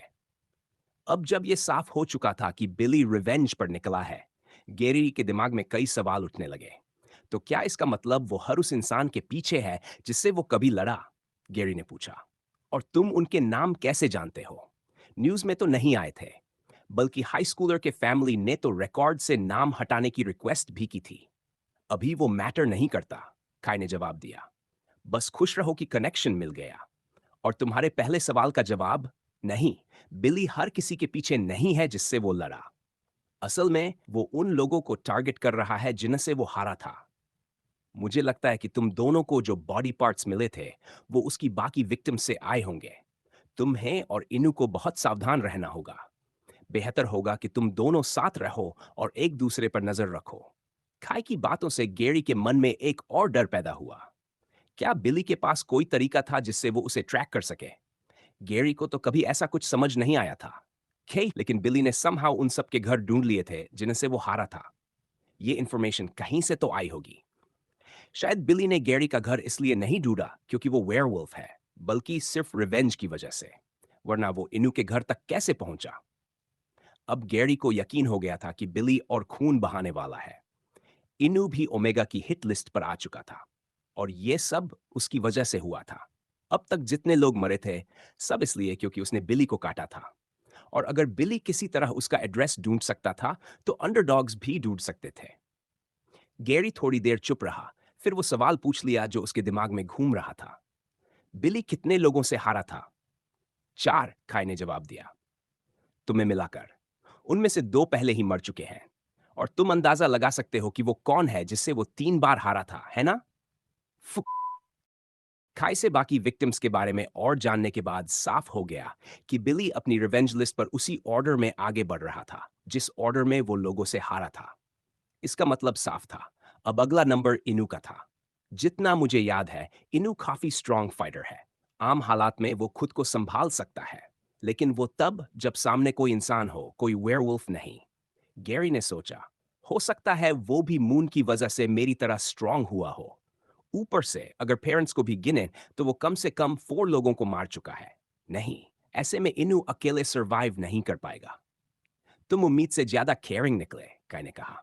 ये क्वालिटी आम गैंग लीडर के लिए बेस्ट नहीं मानी जाती, लेकिन हमारी छोटी सी गैंग के लिए बुरी भी नहीं है। ये सुनकर गैरी हल्का सा चौंक गया। वो तो अपने रोल को ही भूल गया था। एनीवे, मुझे लगता है तुम्हारे और इनू के लिए साथ रहना बेस्ट रहेगा, काय ने आगे कहा। बिली भले ही विक्टिम्स को ऑर्डर में टारगेट कर रहा हो, लेकिन ये मत भूलो कि प्रेजेंट तुम्हें पहले मिला था। अगर वो उसकी कॉलिंग कार्ड है, तो हो सकता है वो पहले तुम्हारे पीछे आए। किसी भी हाल में नंबर्स में सेफ्टी होती है। कम से कम तुम्हें पता है कि वो आ रहा है। प्रैक्टिस के बाद इनू को कॉल करना। मैं उसका नंबर तुम्हारे फोन में ऐड कर देता हूं। वैसे भी मैं चाहता था कि तुम दोनों ज्यादा टाइम साथ बिताओ। नेक्स्ट अंडरग्राउंड फाइट के लिए कोऑर्डिनेशन जरूरी है। गैरी जैसे ही अपना सीक्रेट फोन खाई को देने वाला था, वो रुक गया। एक सेकंड, अंडरग्राउंड फाइट? गैरी ने पूछा। ओह राइट, बताने का मौका नहीं मिला। कल किसी ने खुद को एक्सक्लूड करवा लिया था नन। इस वीकेंड हमारी गैंग का डेब्यू है। तुम और इनू ईटन हाई के अगेंस्ट टैग टीम मैच खेलोगे। डोंट वरी, वो तुम्हारे रग्बी मैच के कुछ दिन बाद है। कौन जाने, ओपोनेंट्स तुम्हें मैदान में ही दिख जाएं। खाई ने कैजुअली कहा और दरवाजे की तरफ बढ़ गया। Shit, out of all things, Gary ने सोचा। मैंने अभी तक ढंग का एक मैच भी नहीं खेला, टीम के साथ तो छोड़ ही दो। और उसी स्टूपिड मैच की वजह से तो बिली बना था। वेट, गैरी ने आवाज दी। मुझे कुछ पूछना था। काई ने एक लंबी सांस ली, जैसे वो सवाल पहले से जानता हो। लेट मी गेस, काई बोला। तुम सोच रहे हो कि अगर बिली को तुम्हारा और इनू का एड्रेस मिला तो अंडरडॉग्स को भी मिल सकता है। उस बात की चिंता मत करो। उनका तुम्हें ढूंढ पाना मेरे इंटरेस्ट में भी नहीं है। मैंने ऑलरेडी देखना शुरू कर दिया है कि बिली को यह जानकारी मिली कैसे। जैसे ही पता चलेगा मैं इंश्योर करूंगा कि अंडरडॉग्स वही ट्रिक दोबारा यूज कर सकें। गैरी की असली चिंता कुछ और थी।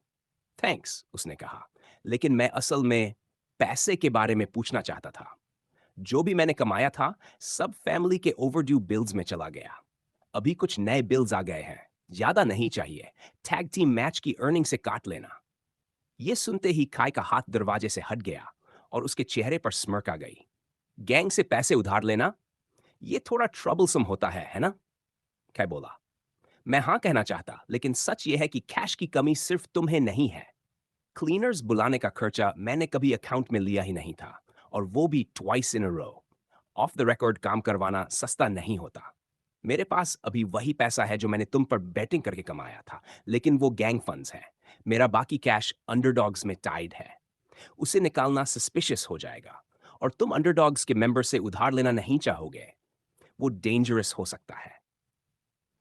अगर कैश चाहिए, इनू से ट्राई करो, वरना टैग टीम मैच तक मैनेज करो। जीत गए तो बड़ा पे डे पक्का है। ये कहकर खाई रूम से निकल गया। गेरी को इनू से ज्यादा उम्मीद नहीं थी। वो दोनों बेयरली एक दूसरे को जानते थे। इनू क्यों अपने पैसे देगा? गेरी गैंग लीडर तो नाम का ही था। लंच खत्म होने तक वो उसी स्टोरेज रूम में बैठा रहा, बस अपने थॉट्स के साथ। कुछ भी क्लियर नहीं हुआ। वुड्स वापस जाने का ख्याल आया, लेकिन फिर स्कूल लौटना पड़ता। टाइम और एनर्जी दोनों वेस्ट। आखिरकार उसने क्लब प्रैक्टिस तक इंतजार करने का फैसला किया। आज टॉम पर बॉन्ड मार्क बेयरली दिख रहा था। मतलब वो काफी दूर था, शायद अब भी हॉस्पिटल में। गैरी उसके पेरेंट्स की चिंता इमेजिन कर सकता था। गिल का फोर्स्ड बॉन्ड मार्क भी कमजोर था। शायद वो भी स्कूल नहीं आया था। गैरी को उम्मीद थी कि वो टॉम वाले हॉस्पिटल में न हो। बेरी का मिस्ट, हाउएवर, स्कूल में एंटर करते ही काफी क्लियर दिख रहा था। गैरी जानता था कि टॉम को बुली करने में वो शामिल था। वो उसे लौटाने वाला था। रग्बी प्रैक्टिस का टाइम आया। गैरी को देखकर लोग जेन्युइनली खुश थे, खासकर मिस्टर रूट और ब्लेक। ब्लेक ने आकर उसे एक फ्रेंडली शेक और पुल दिया। नम पूरा हैंडशेक, नम पूरा ऑकवर्ड लगा। ये क्या था? गैरी ने पूछा। ईटन हाई के साथ जो हुआ वो हम दोनों ने साथ झेला, ब्लेक बोला। अगर तुम नहीं होते तो मेरी रग्बी करियर खत्म हो सकती थी, और तुम दिन ब दिन बेहतर हो रहे हो। मुझे लगता है हमें क्लोज रहना चाहिए। पहले गैरी ब्लेक से दूरी रखता था, शायद जेलसी की वजह से। ब्लेक की परफेक्शन उसके फ्लॉज को हाईलाइट करती थी, लेकिन अब टीम के एक्सेप्टेंस के साथ उसे समझ आ रहा था कि ब्लेक बस एक जेन्युइनली अच्छा इंसान है। हर कोई खुश नहीं था। ब्लेक और गैरी को साथ देखकर बैरी की भौहें सिकुड़ गईं। गैरी ने उसकी तरफ देखा। बैरी ने नजरें फेर ली। क्या कोई अब भी तुम्हें प्रॉब्लम दे रहा है? ब्लेक ने पूछा। गैरी ने सोचा, लेकिन सिर हिला दिया। नहीं, मैं हैंडल कर लूंगा। प्रैक्टिस उस डेयरी की अब तक की वर्स्ट परफॉर्मेंस थी। एनर्जी इश्यू की वजह से उसने चार्जिंग हार्ट यूज नहीं किया। कंसर्व करने की कोशिश ने टीम को नुकसान पहुंचाया। बैरी भी ठीक नहीं खेल रहा था। पैसेस गिरा रहा था। मिस्टर रूट ने प्रैक्टिस जल्दी खत्म कर दी। लॉकर रूम में बैरी का हाथ कांप रहा था। वो गैरी की नजरें भूल नहीं पा रहा था। वो वो मुझे मार देगा। लॉकर खोलते ही अंदर रखा 4 इंच किचन नाइफ उसकी आंखों के सामने था। अगर वो मर गया तो मुझे मार नहीं पाएगा। रग्बी प्रैक्टिस खत्म होते ही गैरी सीधे निकल पड़ा। वजह थी उसके सीक्रेट फोन पर आया एक अनएक्सपेक्टेड मैसेज, जो किसी अननोन नंबर से था। मैसेज का कंटेंट पढ़ते ही उसे अंदाजा हो गया कि भेजने वाला कौन है। काय ने मुझे ये नंबर दिया है और बोला है कि तुम्हें टेक्स्ट करूं। उसने बताया कि तुम दोनों बिली वाले मैटर और आने वाले टैग टीम मैच के बारे में पहले ही बात कर चुके हो। मैं यहीं वेट कर रहा हूं। मैसेज के साथ लोकेशन भी अटैच थी। मैप पर उसकी पोजीशन मार्क की हुई। ऑनेस्टली, गैरी इतनी जल्दी इनू से मिलने के लिए एक्साइटेड नहीं था। उसे लग रहा था कि सामने वाला या तो स्पैरिंग करना चाहेगा या फिर ट्रेनिंग शुरू कर देगा। लेकिन जब तक उसकी एनर्जी वाली प्रॉब्लम सॉल्व नहीं होती, दोनों ही ऑप्शंस उसे खराब लग रहे थे। एनर्जी 52, 110। उसकी एनर्जी उम्मीद से कहीं तेजी से गिर रही थी। जबकि रग्बी प्रैक्टिस में उसे ऐसा नहीं लगा था कि उसने कुछ ज्यादा किया हो। ऐसा लग रहा था जैसे आज सिर्फ जागे रहना ही एनर्जी खा रहा हो। असल में गैरी इनू से मिलने इसलिए आया था ताकि इसी प्रॉब्लम का हल निकाला जा सके। काय की एडवाइस मानकर वह गैंग मेंबर से थोड़े पैसे बोरो करने की उम्मीद कर रहा था। लोकेशन पर पहुंचते ही गैरी को सरप्राइज हुआ। जगह एक काफी अच्छी सी पार्क थी। सामने बड़ा सा ग्रीन फील्ड था जहां लोग फुटबॉल खेल रहे थे, स्विंग्स लगे थे और कुछ फैमिलीज भी थी। ये जगह गैरी के स्कूल और इनू के स्कूल के बीच लगभग हाफवे थी। मुझे तो पता भी नहीं कि स्लव के इस हिस्से पर कौन सी गैंग का कंट्रोल है। अंडरडॉग्स का ज्यादातर स्लव पर दबदबा है, लेकिन सब कुछ उनका नहीं है। फिर भी ये जगह इतनी पीसफुल क्यों है? गैरी ने सोचा। यही वजह थी कि उसे समझ नहीं आ रहा था कि इनू ने यही मिलने को क्यों कहा। इधार! इनू ने चिल्लाकर कहा, एक हाथ पॉकेट में डालकर वेव करते हुए। सबसे पहले गैरी की नजर इनू के बैंडेज्ड हाथों पर पड़ी। वो बिल्कुल वैसा ही लग रहा था जैसा अरीना में पहली बार दिखा था। फर्क सिर्फ इतना था कि आज उसने फेमिलियर कपड़े पहन रखे थे। कुछ देर बाद गैरी समझ पाया, ये वही गैंग यूनिफॉर्म था जो खाई ने उनके लिए तैयार किया था। क्या बात है? इनू ने ताना मारा। मैं तो पूरे मैनर्स के साथ गैंग आउटफिट पहनकर आया हूं और हमारा ग्रेट लीडर खुद ही यूनिफॉर्म में नहीं है। गैरी समझ नहीं पाया कि इनू ज्यादा अनॉयड था या एम्बेरस्ड, लेकिन साफ था कि वो इस मीटिंग को सीरियसली ले रहा था। सॉरी, मुझे लगा ही नहीं कि ये गैंग मीटिंग है, गैरी ने कहा। मैं स्कूल से ही आ रहा हूं। वैसे भी इतने खुले आम कलर्स पहनना सेफ है? ऐसा नहीं लगता जैसे बाकी गैंग्स को चैलेंज दे रहे हों। इनू गहरी सांस लेकर बोला, गैंग मेंबर होकर लीडर के सामने ऐसा बिहेव करना ठीक नहीं था, लेकिन जितना ज्यादा वो गेरी से बात करता, उतना ही उसे लगने लगा कि खाई शायद मजाक कर रहा है कि असली लीडर कौन है। जब तक बड़ी गैंग्स को ये नहीं पता कि हम कौन हैं और हमारे पीछे कौन है, वो हमें छेड़ेंगे ही नहीं। यही तरीका है। वरना तुम्हें लगता है इतनी कलर गैंग्स खुले आम कलर्स पहनकर कैसे घूमती हैं? जब तक मामला बहुत सीरियस न हो जाए, ऊपर वाले इन्वॉल्व नहीं होते। दूसरी बात, कलर्स दिखाना ही पॉइंट है। गैंग डर दिखाने या पीछे हटने के लिए नहीं होती। अगर तुम सच में गैंग वाला काम करना चाहते हो तो सही तरीके से करो। गैरी वहीं इनू को रोकना चाहता था। गैंग बनाना कभी उसका आइडिया ही नहीं था। लेकिन यह समझाना कि खाई ने उसे प्रैक्टिकली लीडर बनने पर मजबूर किया है, किसी काम का नहीं लगने वाला था। इन्नू पहले ही फाइटिंग स्टैंस में आ चुका था और गैरी को ग्रास फील्ड के दूसरे साइड जाने का इशारा कर रहा था। बच्चे ज्यादा दूर नहीं थे, पेरेंट्स भी साफ देख पा रहे थे। सीरियसली यही? गैरी ने पूछा। और कहाँ? इन्नू बोला। हाइड आउट तो है नहीं। और शाय मत बनो ग्रीन फैंग।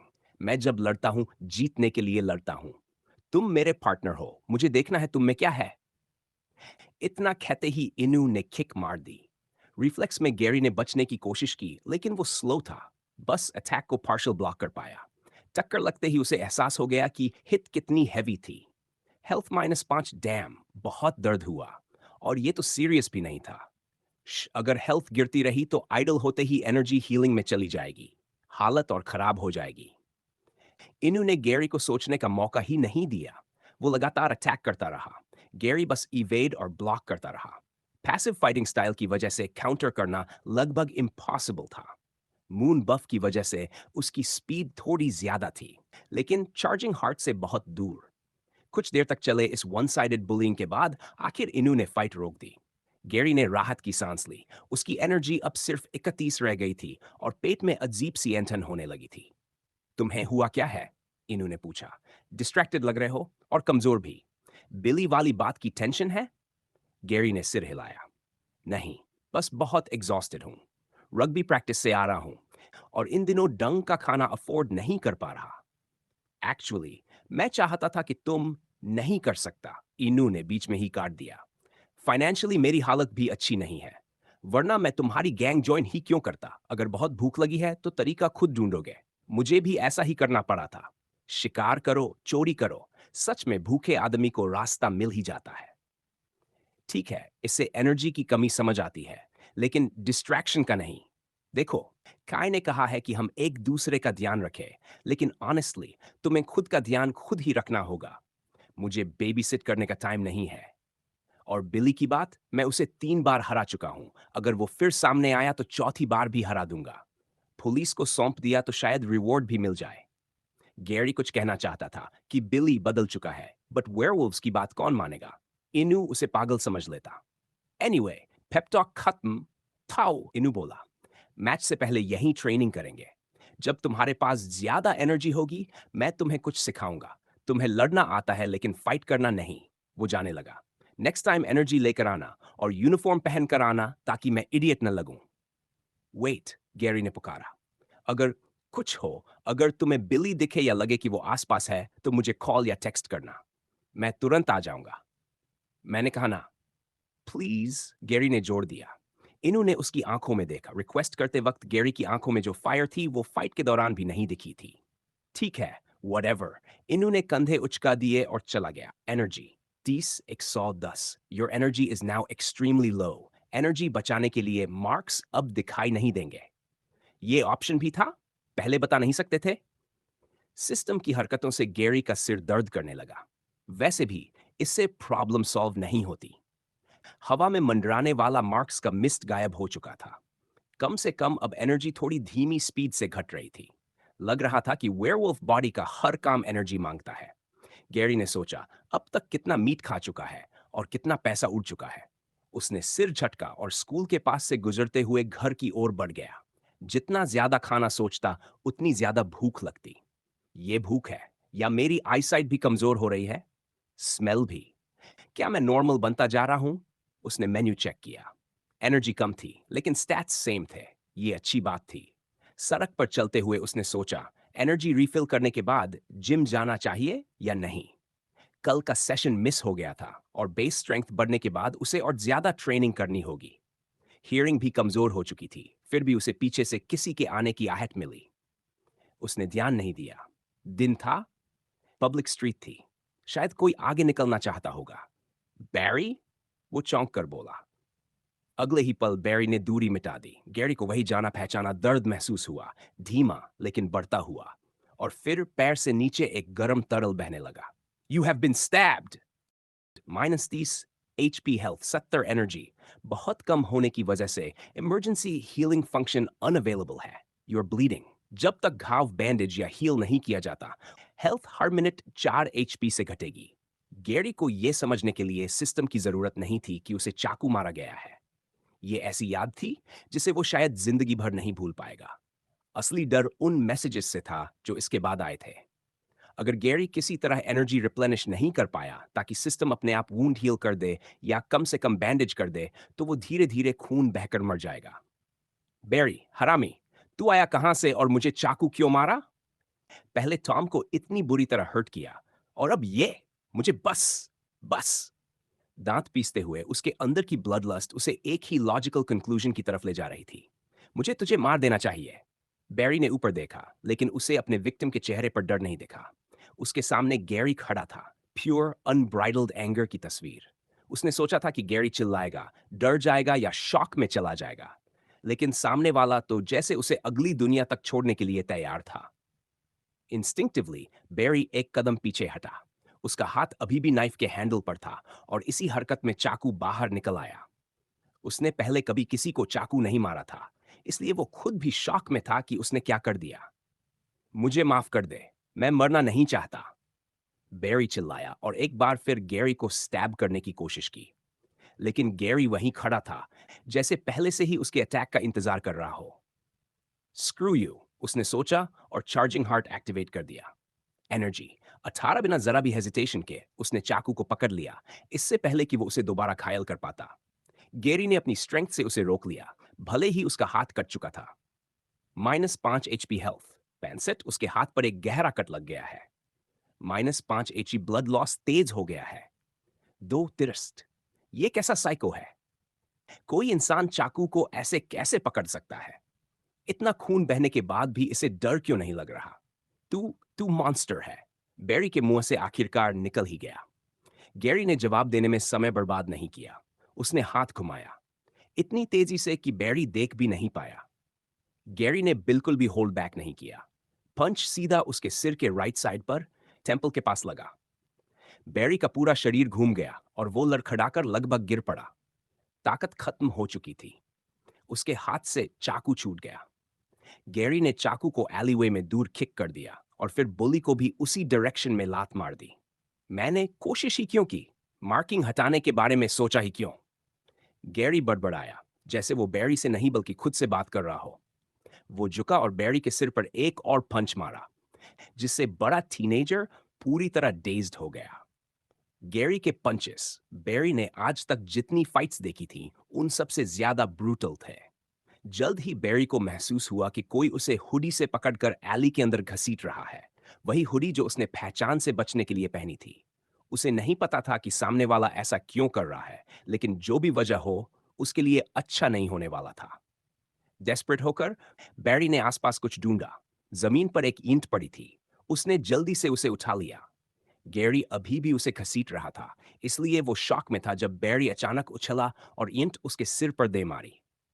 -10 HP हेल्थ, 51 आपकी स्कल आंशिक रूप से फ्रैक्चर्ड हो गई है। कंग्रेचुलेशंस, लगातार मार खाने के बाद आपका शरीर और मजबूत हुआ है। लेकिन इसकी आदत मत डाल लेना, कुछ ब्रेन सेल्स भी जा सकते हैं। एंड्योरेंस प्लस एक गैरी ने बैरी को छोड़ दिया। एक पल के लिए उसकी आंखों के आगे अंधेरा छा गया। जब होश संभाला तो उसे सिर्फ बैरी की पीठ दिखी। वो भाग रहा था। इंस्टिंक्ट के भरोसे गैरी तुरंत उसके पीछे दौड़ा।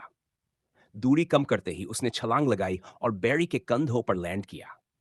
बैरी जमीन पर गिरा और उसका सिर जोर से फर्श से टकराया। गैरी ने उसे पलटा और घुटनों के वजन से दबा दिया। बैरी में इतनी ताकत नहीं बची थी कि वो उसे हटा सके। तेरे दिमाग में क्या खराबी है? गैरी चिल्लाया। टॉम को इतना टॉर्चर किया कि हॉस्पिटल पहुंचा दिया और अब ब्रॉड डे लाइट में मुझे चाकू मार दिया, सिर्फ इसलिए कि तेरा स्टूपिड दोस्त बेंच पर बैठ सकता है। अब उसे अपने अंजाम की परवाह नहीं थी। वो फिस्ट से नहीं, क्लॉज की तरह हमला कर रहा था। उसके नाखून बैरी की स्कूल यूनिफॉर्म चीरते हुए उसके सीने में धंस गए। स्किन फट रही थी और बैरी दर्द से चीख रहा था। हेल्प! कोई मदद करो! मॉन्स्टर! ये मॉन्स्टर है! बैरी बस यही दुआ कर सकता था कि कोई उसकी आवाज सुन ले। जब टॉम ने रोका था, तब रुका था क्या? गैरी ने सोचा, अगर मेरी जान और तेरी जैसी घटिया जान में से एक चुननी हो, तो मैं बिना सोचे तेरी ले लूंगा। उसने हाथ फिर से उठाया। पुलिस! हाथ ऊपर करो और उससे दूर हटो! एक आदमी चिल्लाया। गैरी को आवाज सामने से आती महसूस हुई। पुलिस ऑफिसर की बात सुनने के बजाय उसने हुड ऊपर खींची और एली में वापस भाग गया। मिडिल एज्ड पुलिसमैन आगे दौड़ा और कल्प्रिट का पीछा करना चाहता था, लेकिन जमीन पर पड़े लड़के की हालत देखकर साफ था कि उसे तुरंत एम्बुलेंस और फर्स्ट एड चाहिए।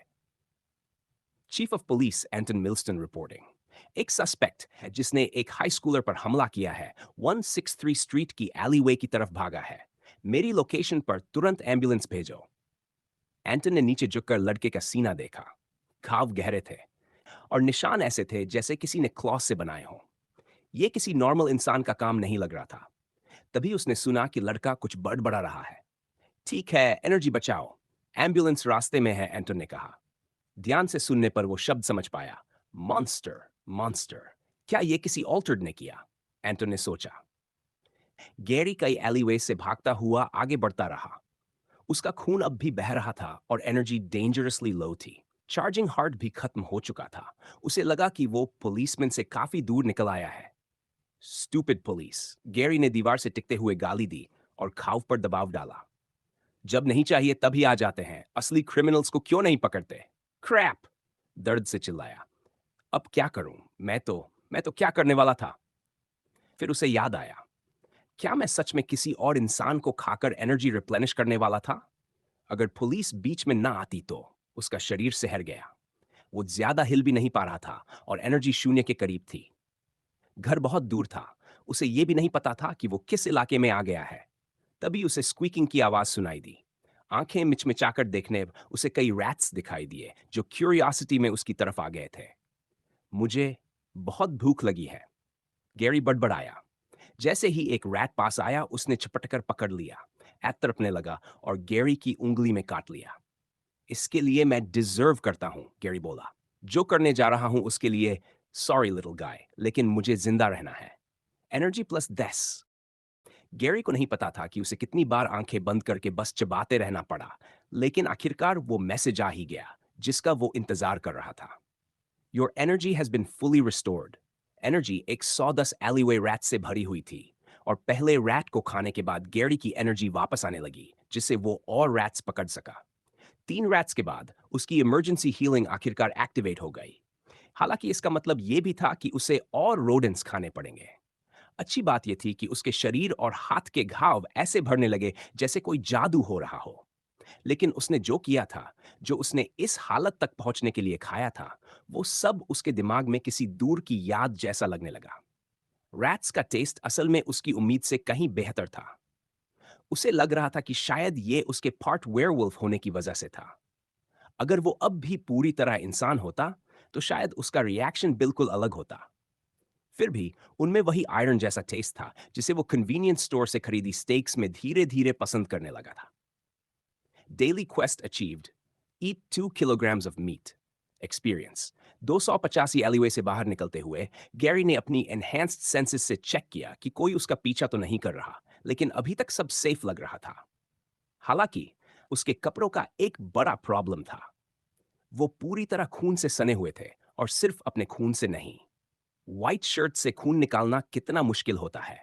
हाँ, ये वाला तो फेंकना ही पड़ेगा। रैट के अंदरूनी हिस्सों की बदबू निकालना नामुमकिन है। नया खरीदना पड़ेगा। मैंने इमरजेंसी पैसे बचाने की कितनी कोशिश की, और फिर भी उन्हें इस्तेमाल करना ही पड़ रहा है। गेरी ने सोचा। फिलहाल उसने यूनिफॉर्म अपने पास ही रखा। उसे बाद में कहीं डिस्क्रीट तरीके से डिस्पोज करना था, और जितना हो सके उस जगह से बहुत दूर जहां बैरी के साथ फाइट हुई थी। कंस्ट्रक्शन साइट वाले कपड़ों का भी उसे अब तक कोई हल नहीं मिला था, और वो नहीं चाहता था कि उसकी अलमारी सबूतों से भरी रहे। रैट्स का टेस्ट इतना भी बुरा नहीं था, और मीट खरीदने से सस्ता भी है। फिर भी उसने जो किया था, उसका ख्याल आते ही उसे थोड़ी मतली सी महसूस हुई।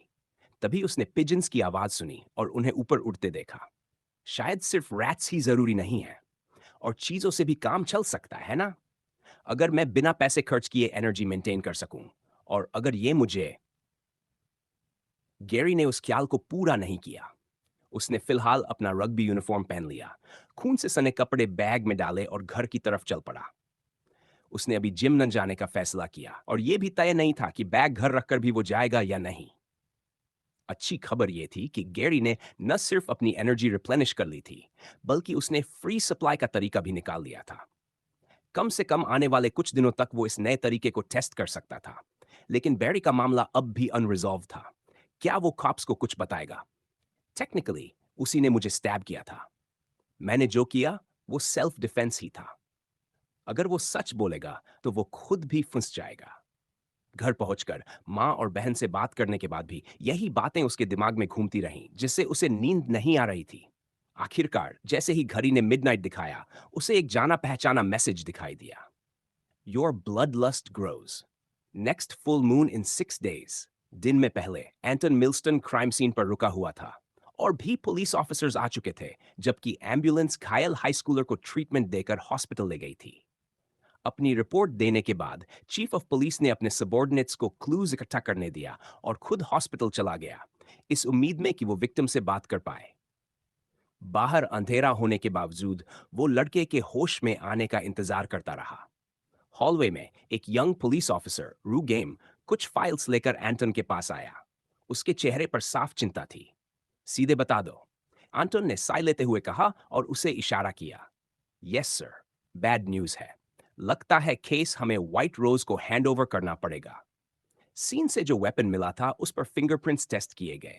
जो हमने अप्रहेंड किया है वो विक्टिम नहीं बल्कि असेलेंट निकला। लेकिन हमें उस इंसान का खून भी मिला है जिसे हम एक्चुअल विक्टिम मान रहे हैं। ब्लड स्प्लैटर रिपोर्ट के मुताबिक घायल हाई स्कूलर ने उसी इंसान को स्टैब किया था जिसे आपने भगा दिया। और अब इंटरेस्टिंग पार्ट यह है, हमारे डेटाबेस में उस मिस्टीरियस पर्सन की आइडेंटिटी नहीं है, लेकिन उसका ब्लड रिकॉर्ड में मौजूद है। कंस्ट्रक्शन साइट वाले गैंग मेंबर्स याद हैं? ब्लड मैच हो गया है। मतलब वो इंसान उस दिन कंस्ट्रक्शन साइट पर था। एंटन ने और गहरी साई ली। अब उसे समझ आ गया था कि व्हाइट रोज ये केस क्यों ले रही है। अगर ब्लड मैच हो रहा था, तो ये शायद वही ऑल्टर्ड था जिसने कंस्ट्रक्शन साइट पर गैंग मेंबर्स को मारा था। बिली ब्रंटन का क्या? हाई स्कूल स्टूडेंट था और उसके लास्ट 2 विक्टिम्स भी टीनेजर्स थे। क्या कोई लिंक हो सकता है? अभी तक तो नहीं सर। बिली का सस्पेक्टेड डीएनए हमारे पास है जो उसके घर से मिला था। व्हाइट रोज ने फोरेंसिक चेक किया, लेकिन उसका डीएनए ना कंस्ट्रक्शन साइट पर मिला, ना एलीवे के पास। लगता है ये दो अलग अलग ऑल्टर्ड केसेस हैं। दुनिया किस तरफ जा रही थी? व्हाइट रोज को रिपोर्ट कर दो और अगर हो सके दोनों केसेस के बीच लिंक ढूंढने की कोशिश करना। अभी तक कुछ नहीं मिला है, लेकिन दोनों हाई स्कूल स्टूडेंट्स हैं और ऑल्टर्ड से जुड़े हैं। मुझे लगता है ये सब कनेक्टेड है। तभी पास ही से पैनिक की आवाजें आने लगीं। नर्स दौड़ती हुई कमरे से बाहर आई और तुरंत एक डॉक्टर को बुलाया। हॉस्पिटल रूम के अंदर बैरी का शरीर बुरी तरह कांप रहा था। मुंह से छाग निकल रहा था, जैसे कोई सीजर आ गया हो। और उसी वक्त कहीं और किसी को एक नोटिफिकेशन मिला। Congratulations, you've successfully hunted your first marked. Reward additional stat points.